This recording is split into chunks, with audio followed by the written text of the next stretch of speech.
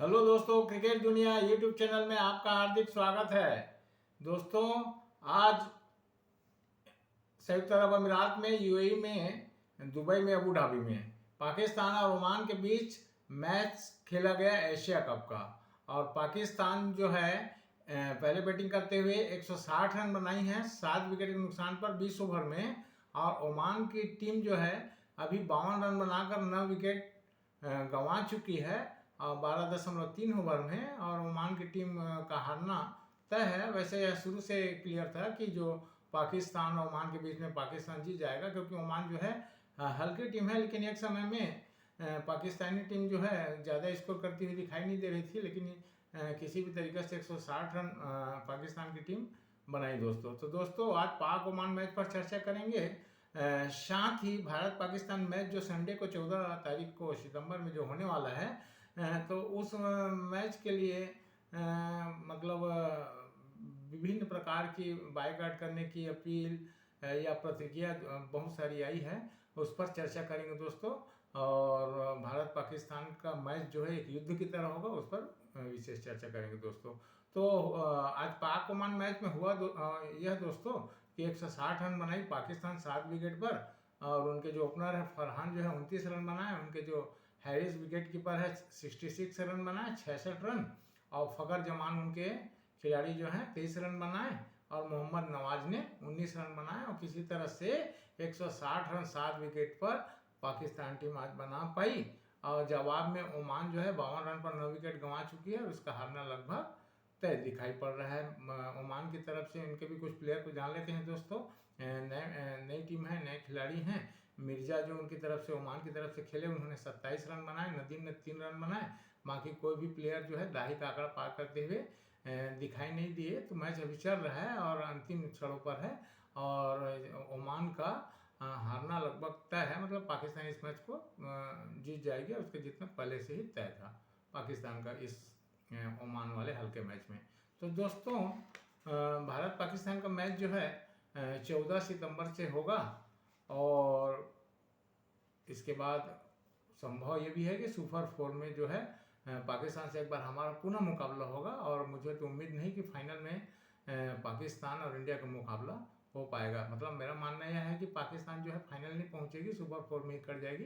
खैर, उसमें अभी समय है दोस्तों। तो अभी जो भारत पाकिस्तान में 14 सितंबर को जो होने वाला है दोस्तों, उस पर विभिन्न प्रकार की प्रतिक्रिया, बायकॉट की अपील वगैरह की बातें सामने आई हैं।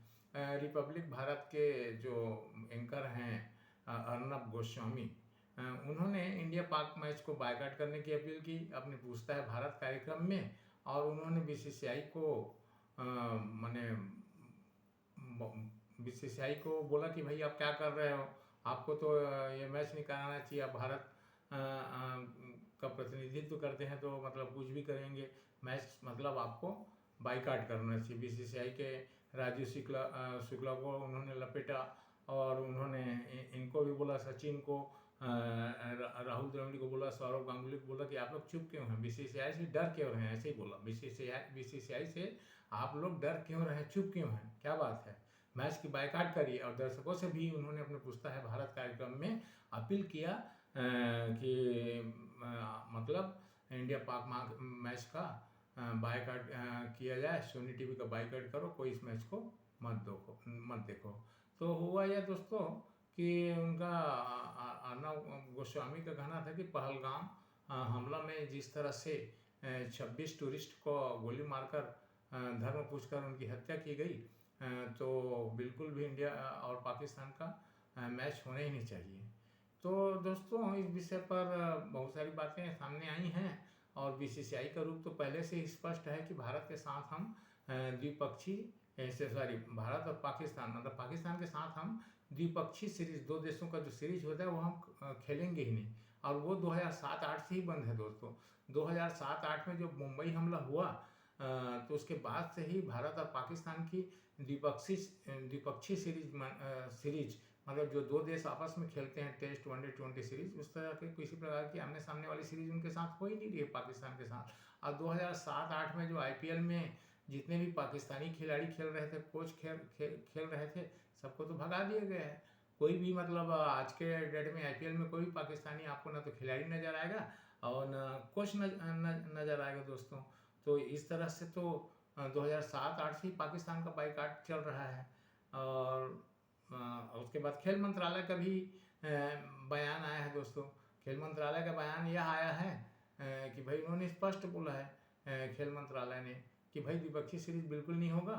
और चूंकि जो बहुपक्षीय सीरीज कह सकते हैं, या जैसे वर्ल्ड कप टूर्नामेंट हुआ, एशिया कप का टूर्नामेंट हुआ, आईसीसी ट्रॉफी है, उसमें हम भारत को खेलने से नहीं रोकेंगे क्योंकि उसमें बहुत सारे देश माने संसार के जितने भी देश क्रिकेट खेलते हैं सभी वहाँ पर आते हैं। और एक विश्व लेवल का टूर्नामेंट, बड़ा टूर्नामेंट होता है, बहुदेश माने बहुत सारे देश उसमें खेलते हैं। तो वहाँ पर हम भारत को खेलने से नहीं रोकेंगे, क्योंकि वहाँ पर अगर पाकिस्तान से भी टकराना पड़ा तो वहाँ पर हम मना नहीं करेंगे। इस तरह से खेल मंत्रालय ने स्पष्ट कर दिया है। और अभी तो सुप्रीम कोर्ट का भी बयान आ गया है कि भाई खेल चलने दो। बहुपक्षीय क्रिकेट जो हो रहा है बहुत सारे देशों के साथ, तो उसमें पाकिस्तान से खेल रहे हैं तो उसमें कुछ दिक्कत नहीं है। सुप्रीम कोर्ट का भी इस तरह से बयान अभी आ गया है दोस्तों। तो अर्नब गोस्वामी ठीक है, वो जनता के प्रतिनिधि हैं, रिपब्लिक भारत के जाने माने एंकर हैं, मालिक हैं, अच्छी बात है। अब उनका कहना सही है गलत मैं उस पर कमेंट नहीं करूंगा दोस्तों। लेकिन भारत जो है द्विपक्षीय सीरीज नहीं खेल रही है, पाकिस्तान के साथ ना खेलेगी। इसमें किसी भी गवर्नमेंट वाली बात नहीं है कि भारत नहीं खेल रही है मतलब नहीं खेल रही है। चाहे किसी का भी शासन रहा हो देश पे, चाहे कांग्रेस का रहा हो कि भाजपा का रहा हो, लेकिन भारत जो है द्विपक्षीय सीरीज 2007-8 से ही मुंबई हमले के बाद बंद कर दी है और नहीं खेल रही है। तो और फिर पहलगाम हमले के बाद हमारे देश के मुखिया जो है मोदी जी ने, प्रधानमंत्री नरेंद्र मोदी जी ने तो ऑपरेशन सिंदूर चलाया और उसका ज़बरदस्त बदला भी लिया है दोस्तों। और उसके बाद सरकार की तरफ, केंद्र सरकार की तरफ से, भारत सरकार की तरफ से एक बयान भी आ गया है कि भाई अगर भारत में किसी भी प्रकार का आतंकी घटना या कुछ भी घटना इस तरह से होता है, तो आतंकी घटना होता है, आतंकी हमला अगर हो या आतंकी घटना कहीं पर भी भारत की किसी भी जगह पर हो, तो उसको जो है भारत की अस्मिता पर हमला माना जाएगा और भारत उसको फिर युद्ध के रूप में देखेगा और भारत हमला करने से नहीं हिचकेगा, वहीं से युद्ध माना जाएगा। तो इस पर संदेश दे दिया है कि कोई भी आतंकवादी घटना माने युद्ध का रूप माना जाएगा। ये हमारे नरेंद्र मोदी जी हैं, गृह मंत्री हैं, सबने स्पष्ट कर दिया है। तो भारत और पाकिस्तान के साथ जो हमारा न तो किसी प्रकार का व्यापारिक संबंध है, न क्रिकेट संबंध है द्विपक्षीय का। हाँ, एशिया कप है, विश्व कप है, चैंपियन ट्रॉफी है, वहाँ पर खेलना एक प्रकार से मतलब मजबूरी तो नहीं कहा जाए, लेकिन एक प्रकार से क्या है, सारे देशों का टूर्नामेंट है तो वहाँ पर तो हमको झेल नहीं पड़ेगा पाकिस्तान को। तो इस पर मेरे ख्याल से अर्नब गोस्वामी को इस मुद्दे पर बहुपक्षीय क्रिकेट जहाँ पर बहुत सारे देश वर्ल्ड लेवल के विश्व कप क्रिकेट हो रहा है, एशिया कप, आईसीसी ट्रॉफी, तो वहाँ पर भारत खेल रही है, तो वहाँ पर इनको मतलब इतना ज़्यादा गुस्सा नहीं होना चाहिए। देश प्रेम सब में है और सभी खिलाड़ी में है, सभी लोगों में है, बीसीसीआई में भी देश प्रेम है और कुछ चीज़ों को देखकर चलना होता है, तो वही हो रहा है। और पाकिस्तान के साथ तो व्यापारिक भी बायकाट है, किसी प्रकार का व्यापार भी नहीं चल रहा है। अब अभी बांग्लादेश के साथ जब वहाँ हिंदुओं का नरसंहार हुआ बांग्लादेश में, मतलब इस तरह की घटना हुई, हिंदू नरसंहार जैसी घटना हुई, तो बांग्लादेश के साथ अभी जो द्विपक्षीय सीरीज होना था उसको भारत सरकार ने कैंसिल करवा दिया, बीसीसीआई ने कैंसिल करवा दिया। तो मतलब सीधी सी बात है कि भाई भारत के साथ जिस देश का संबंध अच्छा नहीं है हमारे, उसके साथ तो हम क्रिकेट खेल ही नहीं रहे हैं। और द्विपक्षीय तो हो ही नहीं रहा है। अब तो बांग्लादेश के साथ भी हमको खेलना पड़ेगा ना। मान लो अगर संभव हुआ एशिया कप में या वर्ल्ड कप में, तो बांग्लादेश के साथ भी खेलना पड़ेगा। जब पाकिस्तान वाली ही बात नहीं, बांग्लादेश के साथ भी तो हमको खेलना पड़ेगा, क्योंकि विश्व कप जैसे टूर्नामेंट में तो हमको या एशिया कप है या आईसीसी का जो भी ट्रॉफी है बड़ा मैच, उसमें तो हमको खेलना ही पड़ेगा। तो दोस्तों इस विषय पर अर्नब जी का बोलना सही है गलत वो जाने, और उस पर मैं ज़्यादा कमेंट बोलना करना मुझे अच्छा नहीं प्रतीत हो रहा है। इस विषय में आपको जो भी कहना होगा दोस्तों कमेंट बॉक्स में ज़रूर लिखिएगा। और जिन भी भाइयों ने दोस्तों ने हमारे इस क्रिकेट दुनिया यूट्यूब चैनल को लाइक नहीं किया होगा, सब्सक्राइब नहीं किया होगा, उन भाइयों और दोस्तों से हाथ जोड़कर निवेदन है कि हमारे इस चैनल को सब्सक्राइब करिएगा। दोस्तों अब भारतीय क्रिकेट टीम पर चर्चा की जाए। भारतीय क्रिकेट टीम की विनिंग 11 बिल्कुल तैयार हो गई है। माने यूएई मैच में हमने जो यूएई के साथ जो हमने मैच जीता वही विनिंग 11 जो है मेरा मानना है कि पूरा फाइनल तक जाएगी और भारत अनबीटन रहते हुए टूर्नामेंट को, एशिया कप को जीतेगी। तो संजू सैमसन एक प्रकार से एक गेम प्लान है। संजू सैमसन को मिडिल ऑर्डर में लाया गया है और उसको स्पष्ट संदेश दिया गया है कि आपको पूरा मिडिल ऑर्डर सेट करके चलना है, एक छोर को थाम कर चलना है और ज़रूरत पड़े तो आपको तेज गति से रन भी बनाना है। और संजू सैमसन ने एक इंटरव्यू में बताया था कि गौतम गंभीर जी ने और सूर्य कुमार यादव जी ने मेरा भरपूर सपोर्ट किया है T20 में। गौतम गंभीर जी ने तो मुझे यहाँ तक बोला था कि आप 21 बार भी अगर 0 पर आउट हो गए तब भी आपको मैं टीम से नहीं निकालूंगा। तो मतलब इस तरह से किसी को मोरल सपोर्ट देना कि गौतम गंभीर का बहुत अच्छा रूप है और इससे क्या है, इससे ही खिलाड़ी बनते हैं।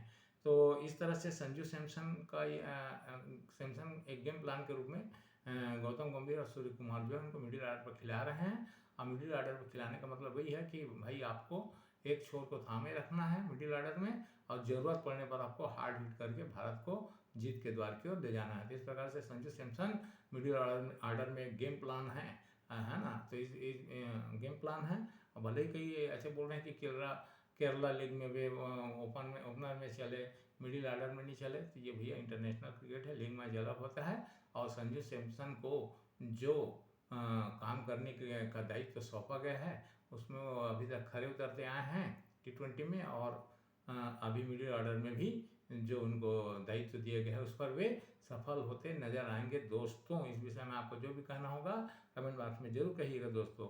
और गौतम गंभीर के बारे में एक चीज़ कहना चाहूँगा दोस्तों, he is a better coach, बहुत बेस्ट कोच हैं जो खिलाड़ियों को समझते हैं और खिलाड़ियों को आगे बढ़ाते हैं। और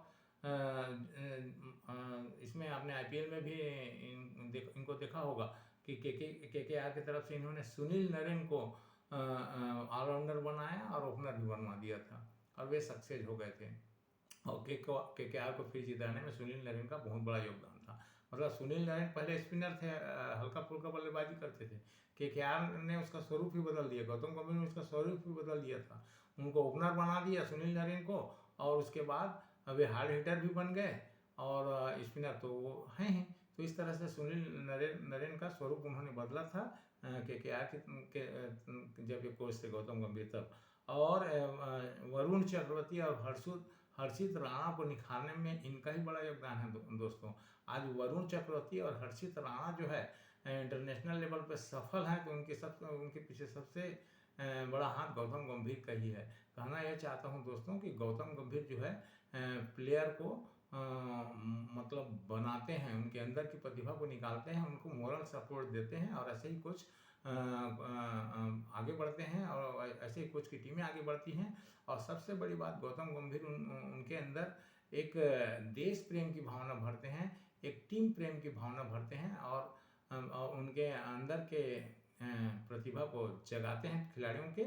और खिलाड़ी इस तरह से तैयार करके आगे बढ़ाते हैं, मतलब उनकी प्रतिभा को पूर्ण अवसर देते हैं ताकि वह पूर्ण रूप से खिल पाए। तो इस तरह से बेहतर कोच है गौतम गंभीर जो भारत के वर्तमान में कोच हैं। और मेरा मानना है कि इनके गौतम गंभीर के कोच कार्यकाल में भारत वर्ल्ड कप तक जीतेगी, ऐसा मेरा मानना है दोस्तों। इस विषय में आपको जो भी मानना होगा कमेंट बॉक्स में जरूर कहिएगा। जय हिंद, जय भारत।